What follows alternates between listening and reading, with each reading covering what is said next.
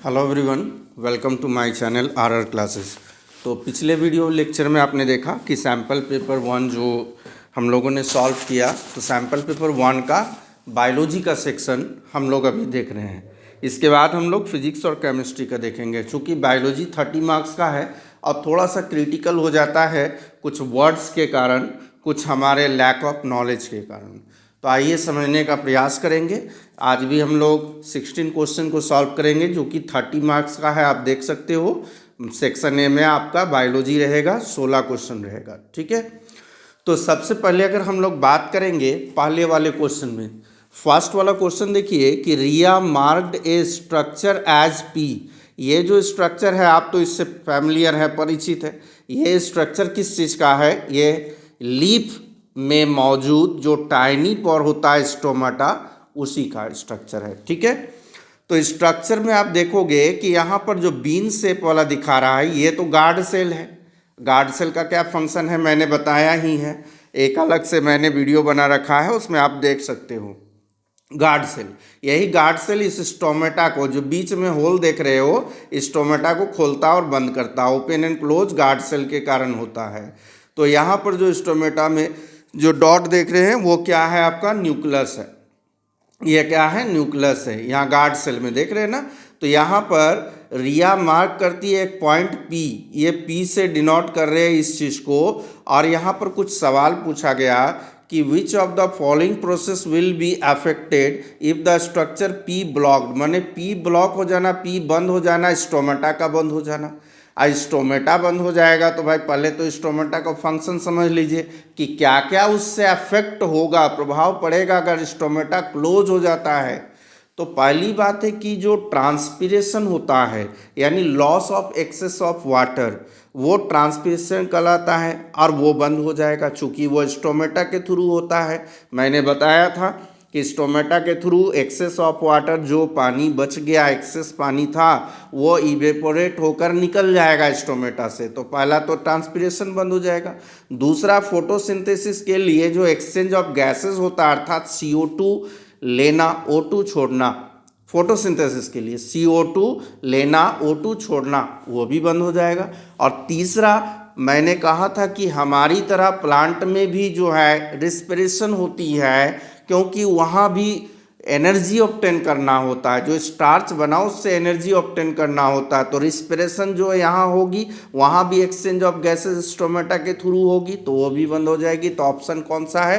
Transpiration, respiration and photosynthesis, ये आपका option हो जाएगा। ठीक है, चलिए नेक्स्ट सवाल की ओर बढ़ा जाए। 2 नंबर सवाल में, identify the structure XYZ in the following sorry. अब ये स्ट्रक्चर आप लोग इससे भी फैमिलियर हैं। ये किस चीज़ का स्ट्रक्चर है? न्यूरॉन का। ऐसे millions and millions of neuron हमारे सेल में है। ये क्या काम करते हैं? ये इलेक्ट्रिक इम्पल्सेस को कैरी करते हैं। इलेक्ट्रिक करंट नहीं, इलेक्ट्रिक इम्पल्सेस को कैरी करते हैं। तो ये जो जेड वाला दिखा रहा है, जेड से जिसको डिनोट किया, वो जो निकला हुआ ना एंटीना के जैसा, इसको हम लोग क्या कहेंगे? इसको डेंड्राइट कहेंगे। ये डेंड्राइट है। ठीक है, चलिए दूसरा हमारा जो वाई दिया गया, वाई देखिए कहाँ तक, ये ब्लैक वाला स्पॉट को आप देख सक रहे हो, ये ब्लैक स्पॉट, ये क्या है? तो सेल बॉडी के बीच में जो ब्लैक स्पॉट है वो न्यूक्लियस है ना। ये न्यूक्लियस है, मतलब वाई न्यूक्लियस हो गया और जेड डेंड्राइट हो गया। अब एक्स से किसको डिनोट किया गया?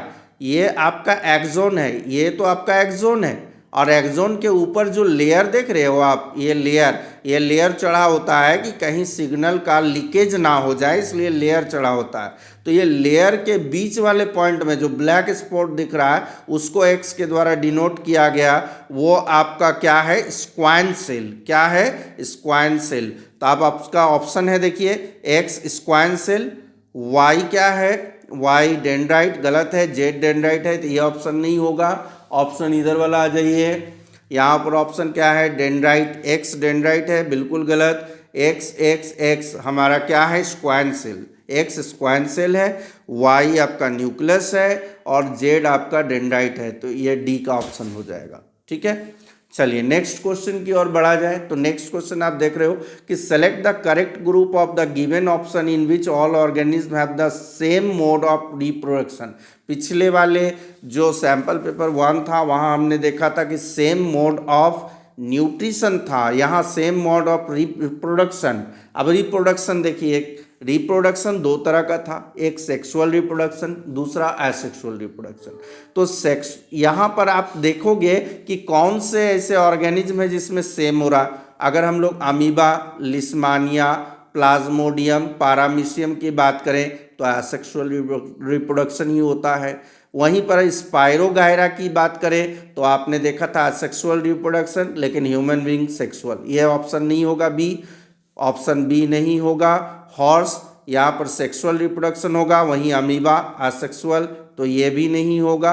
ह्यूमन बीइंग सेक्सुअल होता है, हाइड्रा असेक्सुअल होता है, ये भी नहीं होगा। तो हमारा ऑप्शन ए जो है अमीबा, लिस्मानिया, प्लाज्मोडियम, पारामीशियम सही है। इसमें याद रखोगे आप कि यहाँ जो है अमीबा, लिस्मानिया और पारामीशियम, इन तीनों में बाइनरी फिजन होता है, यानी ये दो भागों में बंटकर नए ऑफ स्प्रिंग को प्रोड्यूस करते हैं। ठीक है, अमीबा, लिस्मानिया, पारामीशियम, इसमें बाइनरी फिजन होता है। वहीं पर प्लाज्मोडियम में जो है मल्टीपल फिजन होता है, बहुत सारे ऑफ स्प्रिंग बनते हैं। क्लियर हो गया। अब क्वेश्चन नंबर 4 की ओर बढ़ा जाए।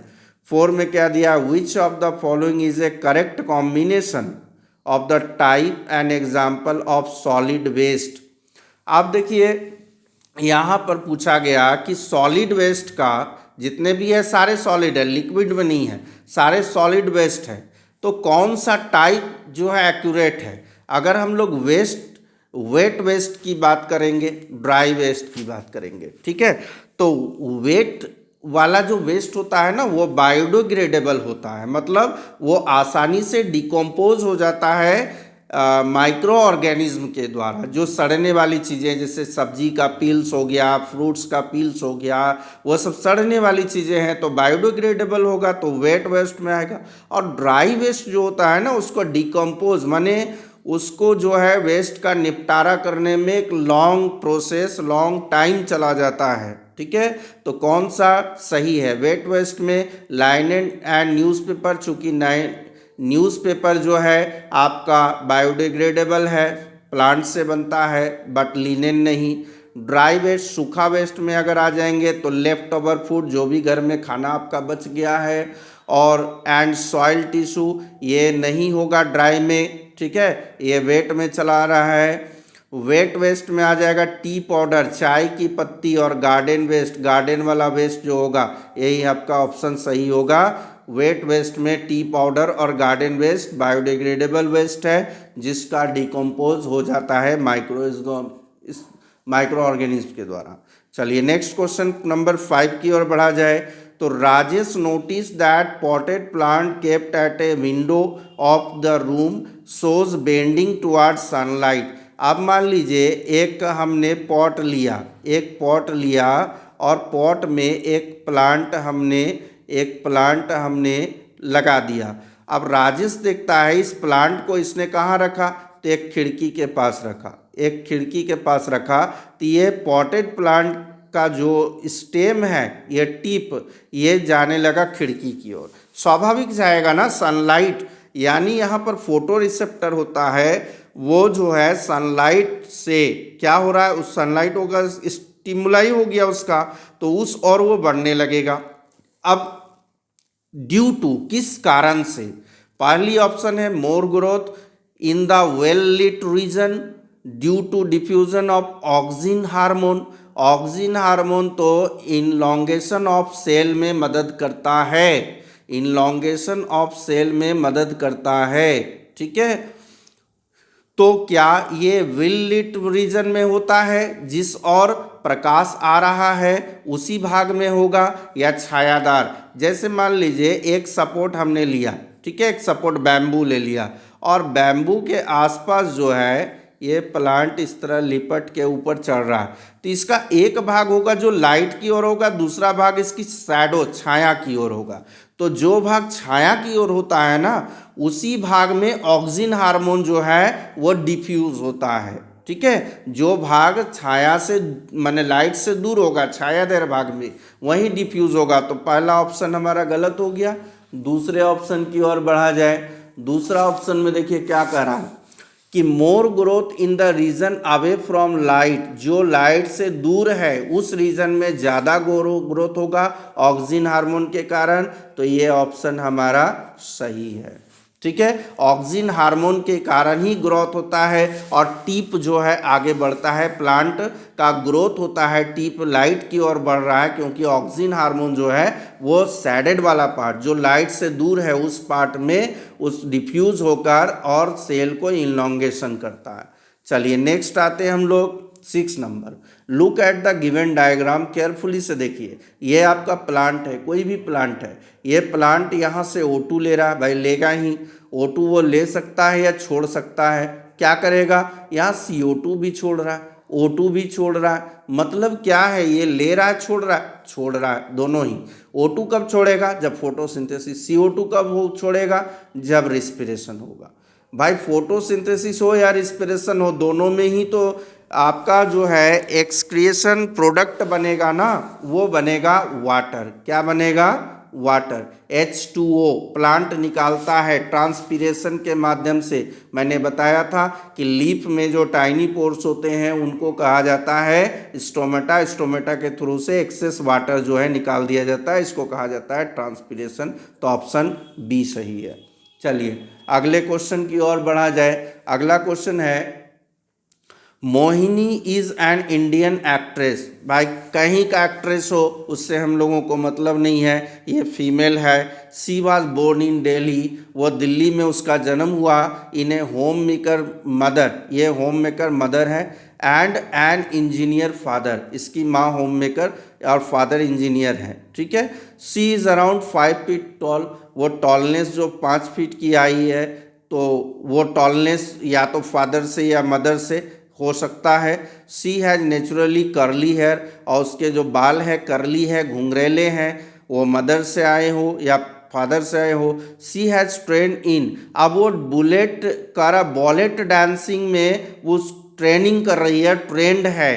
तो which of these most likely to be true about the children, बच्चों के बारे में इसमें से कौन सी घटना सही हो सकती है कि they may inherit a taste for spicy food. अगर पापा मसालेदार खाना खाते हैं, तीखा खाना खाते हैं, तो क्या बच्चे भी खाएंगे? क्या ये जो गुण आएगा बच्चे में वो इनहेरिटेड ट्रेट होगा? ट्रेट एक दो तरह का हो गया, एक आपका एक्वायर्ड ट्रेट और दूसरा इनहेरिटेड ट्रेट। इनहेरिटेड ट्रेट वो होता है जो पेरेंट्स से उसके बच्चों में आती है, ठीक है, और एक्वायर्ड ट्रेट जो हम लोग बाहर से एक्वायर करते हैं। देखिए टॉपिक है, आप समझने का प्रयास करेंगे क्योंकि लॉन्ग क्वेश्चन भी इससे रिलेटेड है। तो इनहेरिटेड ट्रेट जैसे मम्मी के बाल घुंघरेले हैं, करली है, तो वो बच्चे में आया तो इनहेरिटेड ट्रेट। अगर मम्मी की आईज जो है, आइरिस के कारण कलर होता है ना इसका, तो आइज का कलर यदि ब्लैक है या ब्राउन है, वो बच्चे में है, तो वह इनहेरिटेड ट्रेट है। लेकिन बच्चा यदि खाना स्पाइसी खाता है या ज़्यादा स्वीट पसंद करता है ना, या डांस करने जानता है या बांसुरी बजाने जानता है, तो बांसुरी बजाना, डांस करना वो तो अपने एटमॉस्फेयर से सीखा होगा। कोई ज़रूरी थोड़ी है पापा डॉक्टर है तो बच्चा भी डॉक्टर होगा, वो तो ज़रूरी नहीं ना, वो इनहेरिटेड ट्रेट नहीं है। तो ये गलत होगा, option A, they may grow up to have curly hair, ये सही है, कर्ली हेयर हो सकता है। और एलर्जेटिक ऑफ डस्ट, डस्ट किसी को एलर्जी होता है, डस्ट आने पर छींकें आने लगती है, तो ये तो आपका एक्वायर्ड ट्रेट हो गया, इनहेरिटेड नहीं हो गया। They may prefer living in metropolitan city, और वो जैसे दिल्ली जैसे शहरों में ही रहना पसंद करेगा। कोई ज़रूरी नहीं कि मम्मी पापा दिल्ली में अमेरिका में रहें तो बच्चा भी वहीं रहेगा, इनहेरिटेड ट्रेट नहीं है, वो एक्वायर्ड ट्रेट है। तो हमारा ऑप्शन बी सही है, सी डी गलत है। चलिए नेक्स्ट क्वेश्चन की ओर हम लोग बढ़ते हैं। तो नेक्स्ट क्वेश्चन हमारा क्या है देखेंगे। नेक्स्ट क्वेश्चन में the following two assertion consist of two statement. पहला अजर्सन जिसमें कि कोई फैक्ट दिया रहेगा और दूसरा रीजन उसका कारण बताया जाएगा। आपको देखना है क्या अजर्सन रीजन दोनों सही है या अजर्सन सही है, रीजन गलत, अजर्सन गलत है, रीजन सही, ये देखना है। ठीक है, यहाँ पर 4 ऑप्शन है, चूज करना है। पहला, snake usually occupy the top most position. सबसे पहले यहाँ देखिए गलत हो गया। स्नैक, अगर आप फूड चेन को देखते हो तो फूड चेन में अगर यहाँ पर प्लांट है तो प्लांट को अगर कोई और खाता है, मान लीजिए कोई इंसेक्ट खाता है और इंसेक्ट को आपका स्नेक खाता है और स्नेक को जैसे हॉक है ना, गीद या चील खाता है, तो ये टॉप मोस्ट लेयर में कहाँ से हुआ है? स्नैक। इस गलत बात है, ये स्नैक टॉप मोस्ट में नहीं होगा, है ना। तो पहला अजर्सन ए गलत है। अजर्सन रीजन को पढ़ा जाए, they mostly feed upon rats. ये जो है रैट को खाते हैं, है ना, रैट को खाते। भाई रैट तो प्लांट प्रोडक्ट खा सकता है और रैट को स्नेक खाता है, स्नेक को हॉक खाता है। तो ये रीजन सही बोल रहा है कि जो है they mostly feed upon the rat which in turn feed upon the plant और ग्रेन। रैट प्लांट और ग्रेन को खाता है और उसको स्नेक खाता है। तो हमारा ये रीजन सही है, अजर्सन गलत है। तो कौन सा ऑप्शन होगा? देखिए, assertion is false, reason is true हो गया। अब आते हैं नेक्स्ट सवाल एक और अजर्सन रीजन का ही सवाल है, आप देख सकते हो यहाँ पर। चलिए, अजर्सन में क्या दिया गया है? अजर्सन में दिया गया है the maximum concentration of DDT, है ना। ये डीडीटी जो होती है वो पीड़कनाशी दवाइयाँ होती है, तो occur at the very first trophic level of the food chain. अभी देखिए ये जो फूड चेन हमने बनाया, ये फूड चेन है ना, इस फूड चेन में आप देखोगे, इस फूड चेन में हमारा देखा था प्लांट को जैसे इंसेक्ट खाया, इंसेक्ट को स्नेक खाया, स्नेक को हॉक या फिर जो भी गीद या बाज है ना वो खा रहा है। तो यहाँ पर ये जो हो गया ये आपका प्रोड्यूसर हो गया, बाकी के लेवल में कंज्यूमर हो गया। ये सेकेंड लेवल में आता है, ये थर्ड लेवल में आ रहा है, ये टॉप मोस्ट लेवल में आ रहा है। ठीक है, तो डीडीटी का जो कंट्रेशन होता है ना, जितनी भी दवाइयाँ हम लोग पेस्टिसाइड हो या फिर इंसेक्टिसाइड हो, तो उसका जो प्रभाव होगा आगे जाकर बढ़ता जाता है। जैसे एनर्जी लेवल कम होते जाता है, 10% लॉ आपने पढ़ा था ना कि इसको 100 जूल अगर एनर्जी है तो इसको उसका 10 जूल मिलेगा, 10 जूल का इसको कितना मिलेगा? तो इसको मिलेगा 1 जूल। बट डीडीटी मैंने पेस्टिसाइड हो या फिर इंसेक्टिसाइड्स हो, उसका कंसंट्रेशन बढ़ता जाएगा। अगर इसके पास 10% है तो इसका पास 100% होगा, इसके 1000% होगा, ये बढ़ता जाएगा। इसलिए हमारा ये जो ऑप्शन है अजर्सन का कि maximum concentration of DDT occur at the very fast trophic level, तो हमारा गलत है। ये कहाँ होता है? ये अधिक होता है टॉप मोस्ट लेयर में। दूसरा है डीडीटी इज़ नॉट बायोडिग्रेडेबल। ये बायोडिग्रेडेबल नहीं है, बिल्कुल सही है, केमिकल है ना, तो नॉन बायोडिग्रेडेबल होगा, यानी हमारा ये भी सही है।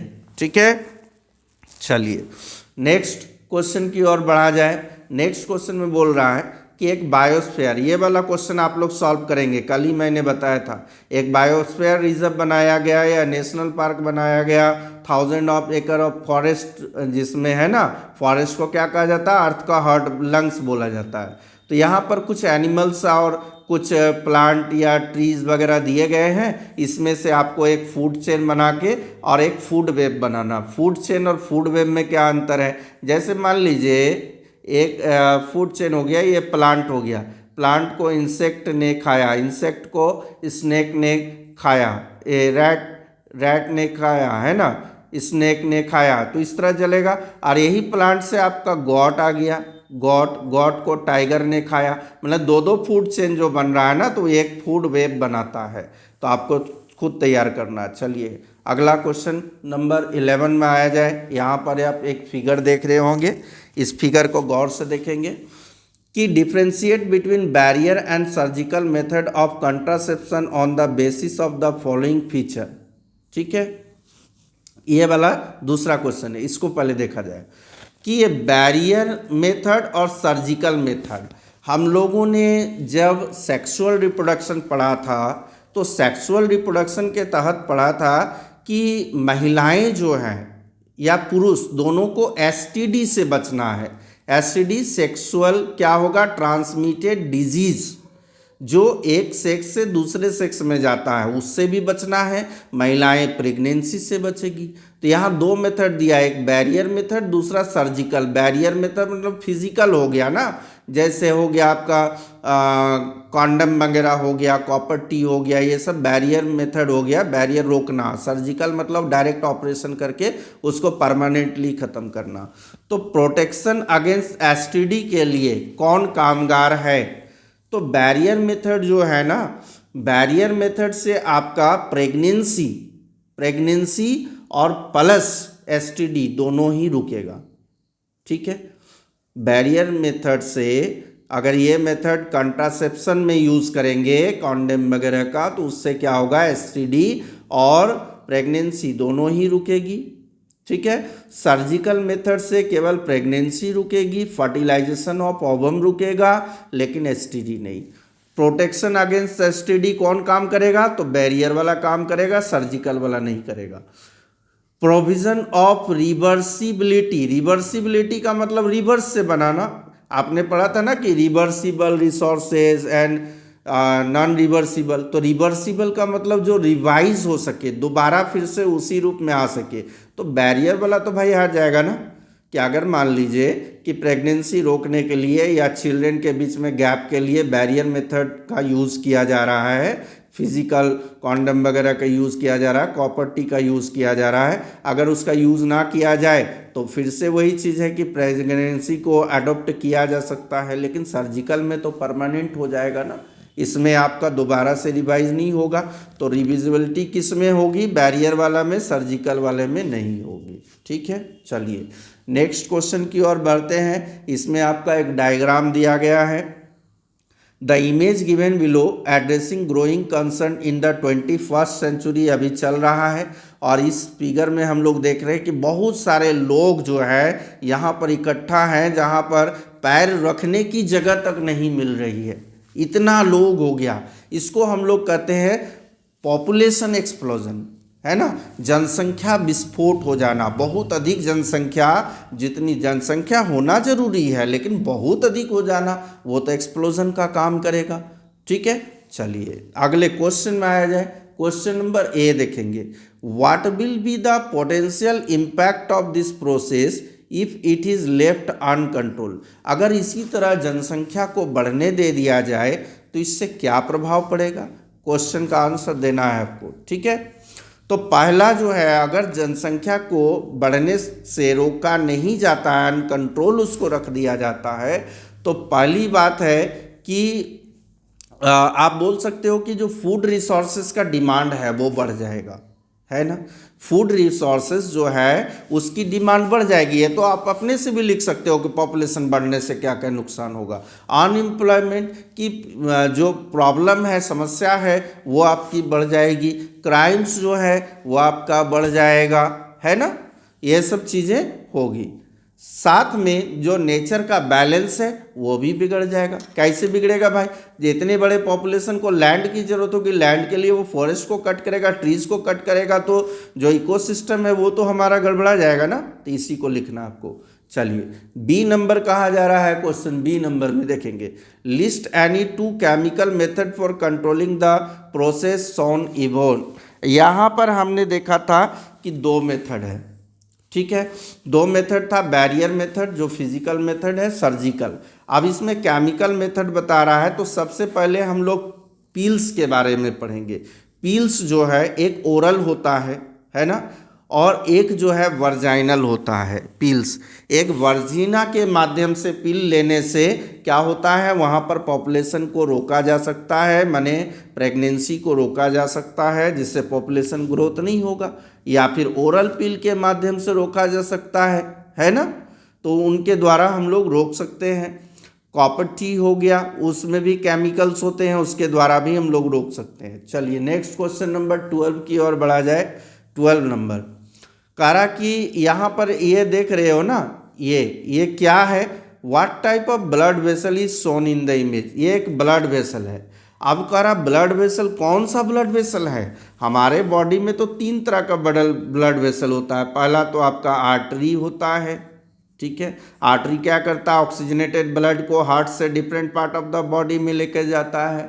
दूसरा जो आपका हो गया, तो सेकेंड वाला आपका क्या हो जाएगा, तो सेकेंड वाला हो जाएगा वेन, ठीक है। वेन ये क्या करता है, डीऑक्सीजनेटेड ब्लड को लेकर जाता है कहाँ पर, तो different part of the body से लेकर हार्ट में। और थर्ड जो आपका कैपिलरीज है, वो इन दोनों को जोड़ने का काम करता है। तो ये कौन सा है, आप यहाँ पर देखोगे एक बल्ब दिख रहा होगा, ये जो है ना, ये बल्ब है, ये जो है बल्ब है। जैसे ही ब्लड ऐसे की ओर बढ़ रहा, ये ब्लड आगे की ओर बढ़ रहा, बढ़ने के बाद यहाँ चला गया तो ये बल्ब बंद हो जाता है। माने इसका जो है ना, क्या बोलते हैं, बैक फ्लो जो है, माने ये ब्लड नीचे की ओर न आ जाए। आप ध्यान दोगे कि जब हार्ट है, हार्ट से different part of the body में ब्लड जाएगा तो आर्टरी ले जाएगा, वो नीचे भी जा रहा तो ऊपर जाने का चांसेस नहीं है। लेकिन जब ये ब्लड ऊपर जाएगा तो हो सकता है अगर इसके मोशन में किसी प्रकार का रुकावट आ जाए तो ये बैक फ्लो होना शुरू हो जाए। इसी बैक फ्लो को रोकने के लिए यहाँ बल्ब लगा हुआ है। तो बल्ब किस में होता है, वेन में होता है। बल्ब किस में होता है, वेन में। तो इसमें पूछा गया कौन सा ब्लड है, ब्लड वेसल है, तो आप लिखोगे वेन है। इसके बाद अगले क्वेश्चन की ओर बढ़ा जाए। अगले क्वेश्चन में देखेंगे हम लोग इस सवाल को, which direction will the blood flow in the such blood vessel. इस ब्लड वेसल में डायरेक्शन क्या होगा ब्लड का, तो चलिए यहाँ पर देखा जाए। यहाँ ये पॉइंट देख रहे हो P, यहाँ Q, तो ब्लड जा रहा है, ये वेसल इधर खुला है तो ब्लड जाएगा P से Q की ओर। तो डायरेक्शन में आप लिखोगे P से Q की ओर। चलिए नेक्स्ट क्वेश्चन की ओर बढ़ा जाए। A genetic scouted A blue coloured flower. आ गया आपका कौन सा, याद कीजिए पी प्लांट वाला। पी प्लांट वाले पर रिसर्च किया था, किसने किया था, आपको याद ही है। तो वहाँ पर पी प्लांट वाला रिसर्च यहाँ काम आएगा। देखिए कैपिटल लेटर से यदि किसी को दिखाया जाता है तो समझिए वो डोमिनेंट होगा, डोमिनेंट जिसका प्रभाव देखा जा सके। आप समझ लीजिए कि हमने कोई यहाँ पर सर्कल बनाया। अब सर्कल में आपने यहाँ पर येलो कलर भरा, मैंने ब्लू कलर दिया, उसने ग्रीन कलर दिया, इसने पिंक कलर दिया, और एक व्यक्ति ने एक ऐसा कलर लाया जैसे ब्लैक और इस पर लगा दिया, तो सारा कलर बेकार हो गया, सारा कलर का इफेक्ट खत्म हो गया। तो वही होता है डोमिनेंट। डोमिनेंट रिसेसिव के प्रेजेंस में भी अपना इफेक्ट को दिखाता है और उसके एब्सेंट में भी अपने इफेक्ट को दिखाता है। बट रिसेसिव जो होता है, जिसको हम लोग स्मॉल लेटर से यहाँ डिनोट कर रहे हैं, वो हमेशा डोमिनेंट के एब्सेंट में अपना इफेक्ट दिखाएगा। ठीक है, क्लियर हो गया। तो हमने ब्लू कलर के लिए बड़ा कैपिटल बी लिया और वाइट कलर के लिए स्मॉल बी लिया, और दोनों के बीच में क्या करा दिया, अब क्रॉस कराना है कि सेल्फ कराना है। भाई पहले तो क्रॉस होगा तब F1 जनरेशन आएगा, और F1 जनरेशन में आप जानते हो कि सारे के सारे जो फिनोटाइप में हो, तो फिनोटाइप में हमेशा वो देखोगे कि फिनोटाइप में हमेशा आप देखोगे कि वहाँ पर सारे के सारे प्लांट ब्लू कलर के होंगे, है ना, F1 जनरेशन में। लेकिन F2 जनरेशन में, अब इसको हम लोग बना के समझेंगे तब आप लोग समझ सकेंगे। चलिए इस सवाल को हम लोग देखेंगे कि जैसे हमने यहाँ पर लिया कैपिटल बी, यहाँ स्मॉल बी, ठीक है। इस सवाल में देखेंगे यदि ये हमारा जो है यहाँ पर, तो दोनों पेरेंट है ना, ये हो गया आपका ब्लू के लिए और ये हो गया आपका वाइट के लिए। ध्यान दोगे, ब्लू और वाइट के लिए जब यहाँ पर ये ब्लू के साथ इसका बनाया जाए, माने क्रॉस कराया जाए, तो कैपिटल बी स्मॉल बी आएगा। फिर इस बी के साथ इस बी को लिया जाए तो कैपिटल बी स्मॉल बी आएगा, ठीक है। फिर इस बी के साथ इस बी को लिया जाए तो कैपिटल बी स्मॉल बी आएगा। फिर इसी बी के साथ इस बी को लिया जाए तो कैपिटल बी स्मॉल बी आएगा। क्लियर हो गया। तो ये चारों के चारों देखिए, यहाँ कैपिटल बी है ना, तो ये कैपिटल बी के नाम से जाना जाएगा। माने ये भी आपका ब्लू हो गया, ये भी आपका ब्लू हो गया, ये भी आपका ब्लू हो गया, ये भी आपका ब्लू हो गया, ये चारों ब्लू हो गया। अब इन जो फर्स्ट जनरेशन आया F1 जनरेशन, इनके बीच में हम लोग सेल्फ कराएंगे। इन दो प्लांट के बीच में हम लोग कोई भी दो उठा लीजिए, सेल्फ कराएंगे। तो इसका कैपिटल बी, इसका कैपिटल बी, ध्यान देंगे, कैपिटल बी, कैपिटल बी, फिर इसका कैपिटल बी, इसका small B, capital B, small B, इसका स्मॉल बी, इसका कैपिटल बी, तो कैपिटल बी, स्मॉल बी, फिर इसका स्मॉल बी और इसका small B, small B, small B. आप देखिए यहाँ पर आ गया वाइट, ये हो गया आपका ब्लू, चूँकि कैपिटल बी है, कैपिटल बी, तो दोनों ही कैपिटल है तो प्योर ब्लू होगा। या कैपिटल बी स्मॉल बी, तो ये भी हो गया आपका ब्लू, ये कैपिटल बी स्मॉल बी, तो ये भी हो गया आपका ब्लू, ये स्मॉल बी स्मॉल बी, तो यहाँ पर ये हो गया वाइट। ये कौन से जनरेशन में हुआ? F2। यहाँ से ये चीज़ समझ में आ गया। यहाँ का रेशियो F2 का देखेंगे तो 3 ब्लू है, 3 रेशियो 1 वाइट है। यानी फिनोटाइप, फिनोटाइप मतलब जो दिख रहा है, जो विजिबल हो रहा है, तो फिनोटाइप रेशियो 3:1। यहाँ समझ में आया। अब सवाल को देखा जाए आगे। यहाँ पर कह रहा है कि strictly control and noted down the observation for the future reference on the basis of the information answer the following. अब क्या क्वेश्चन पूछा गया इसमें? कह रहा है कि what will be the colour of the flower expected in F2 generation. F2 generation में कलर क्या होगा? तो 3 ब्लू होगा और 1 वाइट, 3:1 के रेशियो में होगा। ठीक है, F2 जनरेशन में। What will be the percentage of white colour flower plant in F2 generation में। वाइट कलर जो फ्लावर है ना, ये वाइट कलर फ्लावर का परसेंटेज क्या होगा? चलिए निकाल के देखा जाए परसेंटेज भी। अगर वाइट कलर देखेंगे तो 1 वाइट आया, F2 वाला पूछा है, 1 वाइट आया। टोटल कितना प्लांट बना? तो 4 बना। परसेंट के लिए लाने के लिए कितना से इंटू करते हैं? 100 से। 4 से कैंसिल कर दें तो कितना आ गया? 25%। यह आपका निकल गया परसेंटेज ऑफ वाइट फ्लावर। ठीक है, चलिए नेक्स्ट सवाल की ओर हम लोग बढ़ते हैं। Draw and explain the mechanism of reflex action that takes place during the knee jerk. कभी घुटनों में आप लोगों को अचानक से कोई जर्क लगा है ना, घुटनों में अचानक से जर्क लगा, जैसे ये आपका, ठीक है,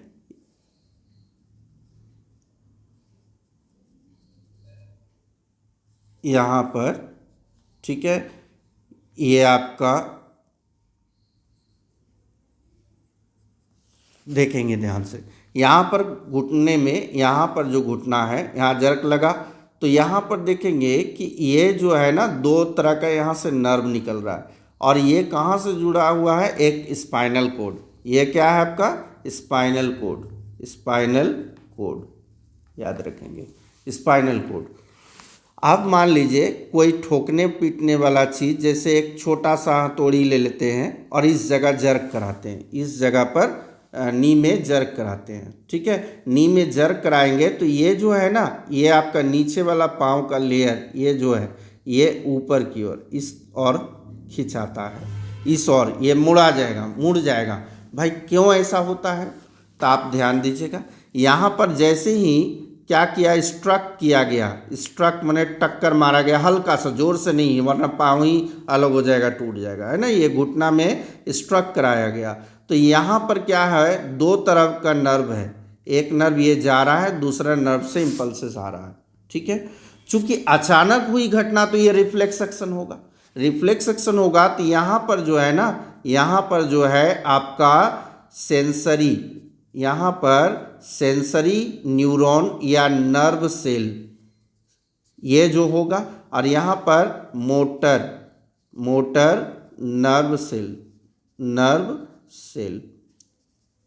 ठीक है, तो यहाँ पर जैसे ही यहाँ स्ट्रक किया गया तो यहाँ रिसेप्टर होता है। देखिए कोई भी चीज़ का, अब अगर आंखों में अचानक लाइट आ गया तो वहाँ पर क्या है? फोटो रिसेप्टर होगा ना, वह इन्फॉर्मेशन को लेके जाएगा किसके पास? तो स्पाइनल कोड के पास, और पलकें बंद हो जाएगी। तो यहाँ पर भी जो रिसेप्टर होगा जो पेन को फील करेगा, उस इंफॉर्मेशन को इम्पल्सेस के रूप में सेंसरी न्यूरॉन क्या करेगा, लेकर जाएगा स्पाइनल कॉर्ड तक। बाद में ये जो है यहाँ से ब्रेन की ओर बढ़ेगा, वो अलग चीज़ है।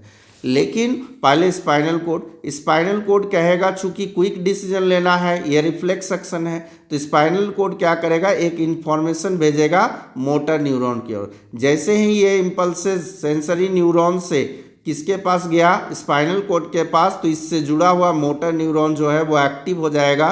वो तुरंत इसको माने जो रिफ्लेक्स एक्शन हो रहा है उसके लिए जो भी इम्पल्सेस है उसको लेकर जाएगा, और लेकर जाने के बाद ये इम्पल्सेस क्या करता है ना, मसल्स में एक स्पेशलाइज्ड प्रोटीन जो है,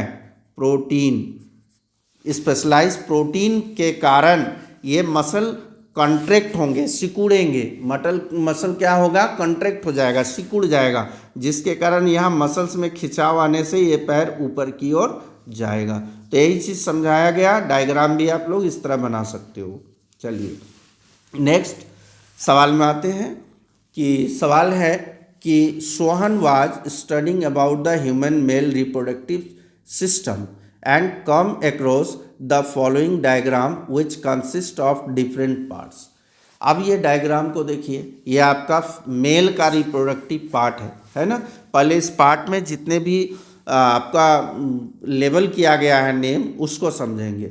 ये वाला भाग जो है मेल रिप्रोडक्टिव सिस्टम का, जिससे आप लोग यूरिन बाहर निकालते हो है ना, तो यूरिन जो निकल रहा है इस भाग को पेनिस है ना, ये बाहर वाला एक्सटर्नल जो भाग है वो पूरा क्या है, ये पूरा पेनिस है। और इसके अंदर जो नली है जिससे यूरिन निकलता है वो हो गया यूरेथ्रा, ठीक है, वो हो गया यूरेथ्रा। ये ब्लडर जहाँ पर यूरिन इकट्ठा होता है, जब प्रेशर बनता है तभी यूरिन यूरेथ्रा के माध्यम से यहाँ निकल जाता है। यहाँ पर दिया है यूरेटर। चलिए इसके आगे दिया है सेमिनल वेसल वास डिफरेंस दिया गया है, यहाँ पर स्क्रोटम और टेस्टिस। अब क्या बोला गया है, क्वेश्चन पढ़ा जाए। Help Sohan to identify the part that is responsible for the secretion of testosterone. Testosterone क्या है, एक मेल रिप्रोडक्टिव हार्मोन, ठीक है, मेल रिप्रोडक्टिव हार्मोन है। यही प्यूबर्टी एज जब होता है, प्यूबर्टी एज के दौरान पुरुषों में, लड़कों में जो बदलाव आते हैं, जैसे सेकेंडरी जो कैरेक्टरिस्टिक्स है सेक्स से रिलेटेड, उसमें बदलाव आते हैं, जैसे पेनिस का हार्ड पर हो जाना है ना। इसके अलावा आपका जो स्पर्म फॉर्मेशन होना, दाढ़ी मूछ आना है ना, या फिर सीक्रेट पार्ट में जो हेयर आता है वो टेस्टोस्टेरोन के कारण आता है। तो यहाँ उनको मदद कीजिए कि कौन सा पार्ट है जो टेस्टोस्टेरोन को सीक्रेट करता है। तो यहाँ पर आप देख रहे हो testis, a pair of testis होता है। ये जो है ना बिलो माने बिलो द एब्डोमेन के नीचे ये अलग एक थैला रूपी स्ट्रक्चर होता है, बैग लाइक स्ट्रक्चर, जिसको कहते हैं स्क्रोटम। ये स्क्रोटम के अंदर पेयर ऑफ टेस्टिस होता है। ये बाहर क्यों होता है, हमारे बॉडी से अलग क्यों होता है, ये पता है?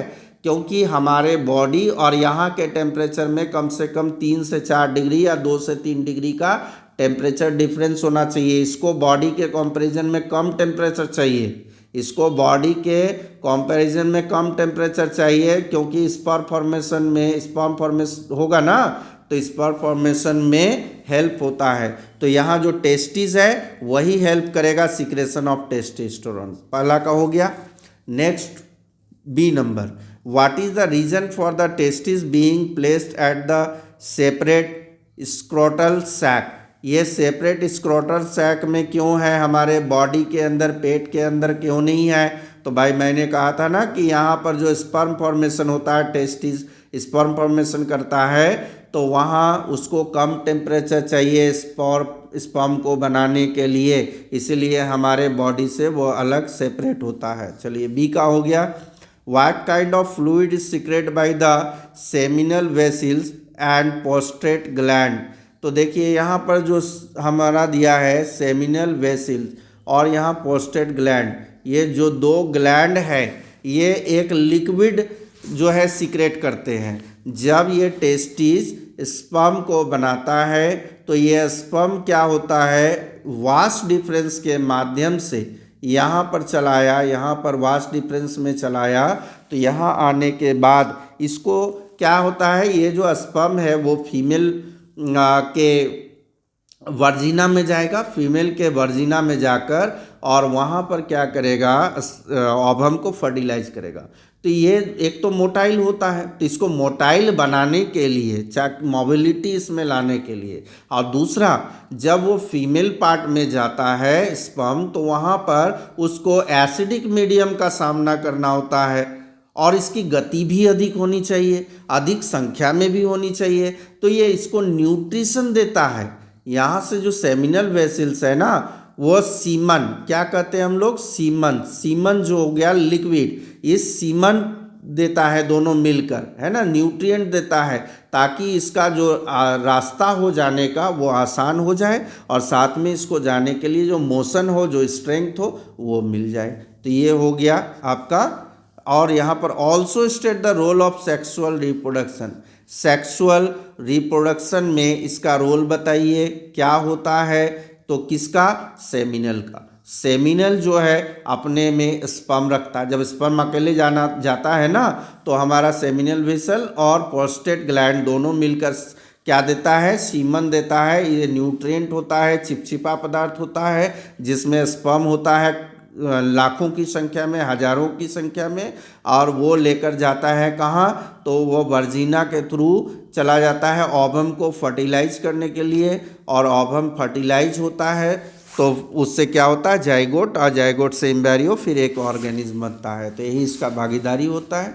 चलिए नेक्स्ट क्वेश्चन की ओर हम लोग बढ़ते हैं। क्वेश्चन नंबर सी को देखेंगे। What kind of hormone is produced by testis, by testis के द्वारा कौन सा हार्मोन निकला, तो टेस्टिस्टेरोन निकला, है ना।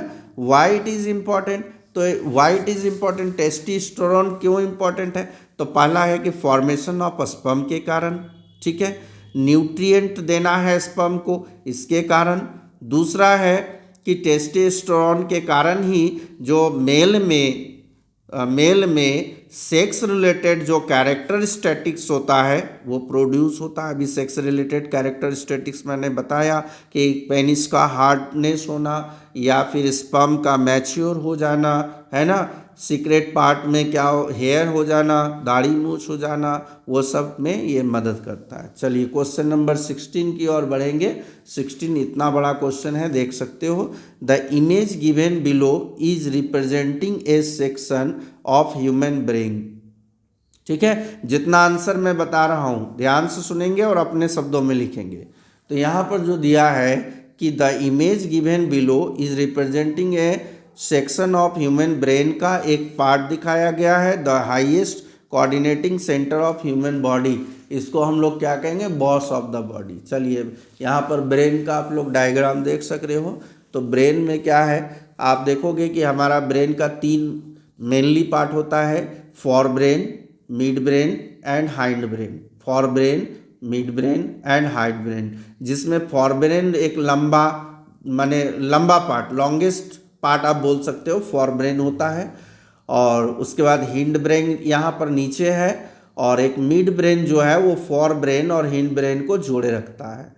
यहाँ पर कुछ दिया है, कुछ दिया गया है क्या, हिंड ब्रेन पोन्स और मेडुला के बारे में दिया है, स्पाइनल कोड, ये वाला छोर जो निकला स्पाइनल कोड है। मेरा ब्रेन वाला जो वीडियो बनाया हुआ है वो आप लोग देख लेंगे, उसमें क्लियर हो जाएगा। चलिए क्वेश्चन पढ़ा जाए। Which part of the human brain include the most complex and specialized part of the whole system, पूरा ब्रेन का सिस्टम में, यानी ब्रेन पूरे बॉडी को कंट्रोल करता है, तो पूरे ब्रेन के सिस्टम में कौन सा पार्ट है जो काफ़ी स्पेशलाइज्ड और कॉम्प्लेक्स होगा, तो दैट इज़ फोर ब्रेन। और फोर ब्रेन में क्या होता है, सेरिब्रम होता है। फॉर ब्रेन में क्या होता है, सेरिब्रम होता है। सेरिब्रम क्या करता है, तो जितना भी थिंकिंग वाला प्रोसेस है, आप जो भी चीज़ आपकी जो इंटेलिजेंट है, आपकी जो सोच है, ज्ञान है, बुद्धि है, वो सेरिब्रम के कारण होता है। तो फॉर ब्रेन एक लॉन्गेस्ट पार्ट है और यही कॉम्प्लेक्स होता है। सारा अधिकतर 90% वर्क जो है फॉर ब्रेन का होता है। चलिए अगला क्वेश्चन है बी नंबर, देखा जाए which part is responsible for the sensation of feeling full. Sensation मतलब क्या, किसी चीज़ का अनुभव होना। अब जैसे अनुभव होता है हमारा भूख और प्यास का, ठीक है, अनुभव क्या हो रहा है, भूख और प्यास का। तो भूख और प्यास के लिए क्या था, हाइपोथैलेमस जो ब्रेन का पार्ट था, हाइपोथैलेमस, वो क्या करता है, वो फीलिंग फुल का अनुभव कराता था। हाइपोथैलेमस आप लिख सकते हो। चलिए अब अगला आ गया हमारा कि कुछ वर्क है मिड ब्रेन का। तो मिड ब्रेन का क्या फंक्शन है, आप लोग ये बताएंगे खुद, ठीक है। मिड ब्रेन का कम से कम 2 फंक्शन बताएंगे। इसके अलावा several regulatory centre for variety of life process are present in the different section of human brain. Which part of contain regulating responsible for sneezing and vomiting में कौन सा पार्ट हेल्प करता है, तो मेडुला। स्नीजिंग और vomiting में कौन सा पार्ट हेल्प करता है, तो आपका medulla. Adjustment of movement and posture, मैंने गेस्चर, पोस्चर और मूवमेंट को कंट्रोल करता है, बैलेंस बनाए रखता है, वो कौन है आपका, कौन सा पार्ट है मूवमेंट के लिए, तो हिंड ब्रेन में, फॉर ब्रेन में, कि हिंड ब्रेन में किस में होता है, हिंड ब्रेन में होता है सेरिबलम। सेरिबलम जो है वो गेस्चर पोस्चर को बैलेंस बनाए रखता है। केवल ये आप बताएंगे कमेंट करके कि मिड ब्रेन का 2 फंक्शन क्या है। तो ये वीडियो कैसी लगी आपको ज़रूर बताएंगे। अच्छी लगी तो आप अपने दोस्तों को भी शेयर करेंगे और अधिक से अधिक बच्चे जो है लाइक करें। और आज यदि आप नए जुड़ रहे हो तो चैनल को ज़रूर सब्सक्राइब करें। आप कंटिन्यू यहाँ पर हम लोग क्या करेंगे, सैम्पल पेपर 1, 2, 3 जितने भी सैम्पल पेपर हैं सबके पहले बायोलॉजी सेक्शन को क्लियर कर लेंगे। और जितने भी मैं आंसर बता रहा हूँ, चूँकि ये रिटन नहीं है, रिटन के लिए आप मेरा वीडियो लेक्चर देख सकते हो वहाँ पर, ठीक है। या रिटन के लिए आप बोलोगे तो हम यहाँ पर क्या करेंगे, आपको रिटन मैंने जो भी इसका सेट तैयार होगा उसका रिटन आंसर भेज देंगे। बट जो मैं आंसर बोल रहा हूँ उसी को आप अपने शब्दों में लिखेंगे। अगर कन्फ्यूज़न कहीं होती है, आप मेरे वीडियो लेक्चर को जब भी देखेंगे इसको, और जिस भी रिलेटेड क्वेश्चन को आप वहाँ टाइप करोगे ना, तो उसी का आंसर जो मैंने बताया वो आपको दिख जाएगा। एक ऑप्शन होता है यूट्यूब में, आप देख सकते हो। तो चलिए आज के लिए इतना ही था। Thank you very much. Wait for the next sample paper. और आशा करता हूँ कि आप लोगों को बहुत अच्छी तरह से समझ में आ रही होगी।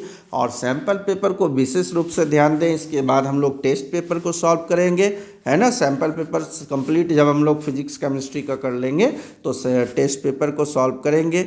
और उसके बाद आपको यूट्यूब पर कुछ क्वेश्चन दिया जाएगा, आप लोग कमेंट करके उसका आंसर बताएंगे। तो चलिए, थैंक यू वेरी मच।